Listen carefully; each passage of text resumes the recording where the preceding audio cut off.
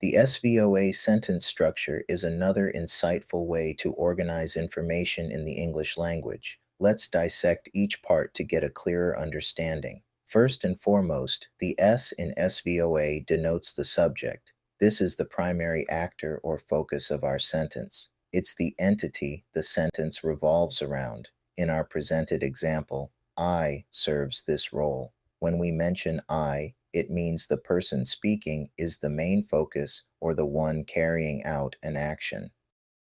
Then we have the V, representing the verb. This provides insight into the action the subject is performing. In our example, put is the verb. It describes the action the speaker, I, carried out.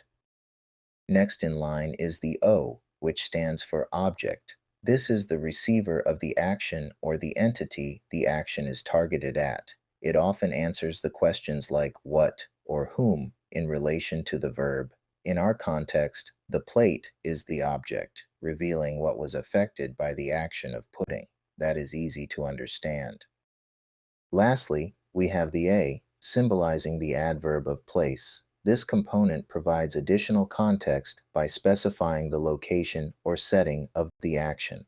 On the table, in our example, serves this purpose, offering clarity on where the action of putting took place. When pieced together, the sentence, I put the plate on the table, conveys a straightforward scenario. The speaker, I, executed an action, put, involving an object, the plate, at a specific location on the table.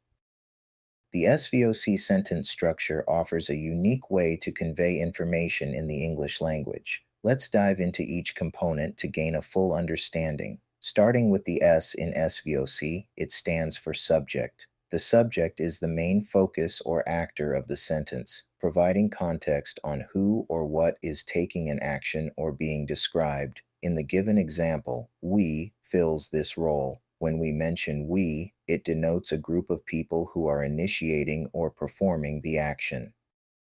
Next, we have the V, which represents the verb.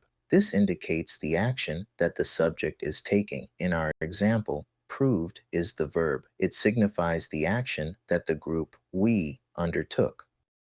Moving on, the O stands for object. This gives information on who or what the action is directed towards. It helps answer questions like to whom or to what in relation to the verb. In the sentence provided, him is the object. It tells us that the action of proving was directed towards a specific male individual. Finally, we come to the C, which signifies the complement.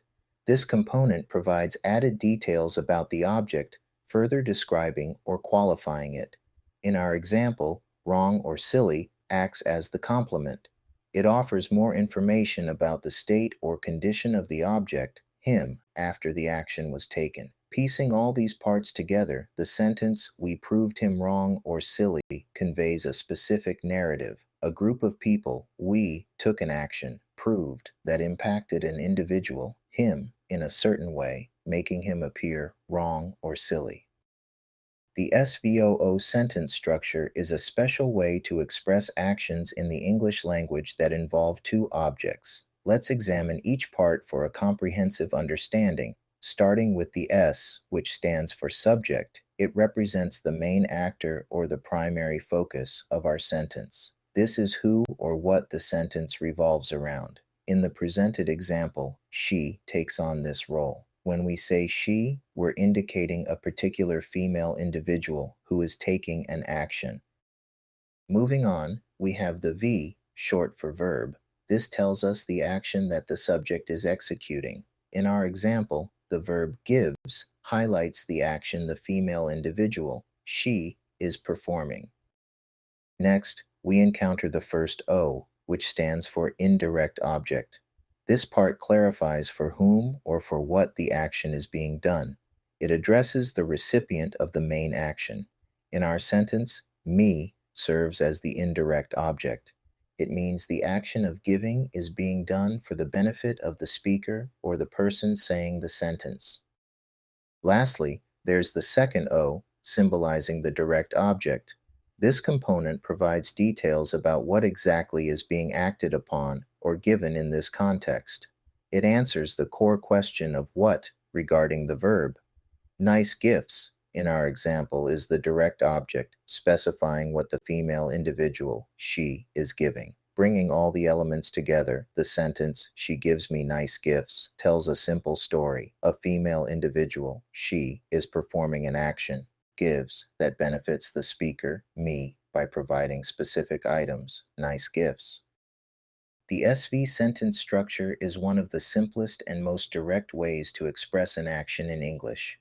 Let's dive into its components. First, we have the S, which stands for subject. The subject is the main focus of the sentence, showing us who or what is involved. It's the entity that the statement is primarily about. In the provided example, the child serves this role. When we mention the child, we're talking about a specific individual or entity. Then there's the V, representing the verb. This component tells us about the action that the subject is doing. It gives us insight into what's happening or what the subject is performing. In our example, laughed is the verb. It reveals the action that the child carried out. So, in a nutshell, the SV structure paints a straightforward picture. An entity, the child, took an action, laughed. It's a simple yet effective way to convey actions or states.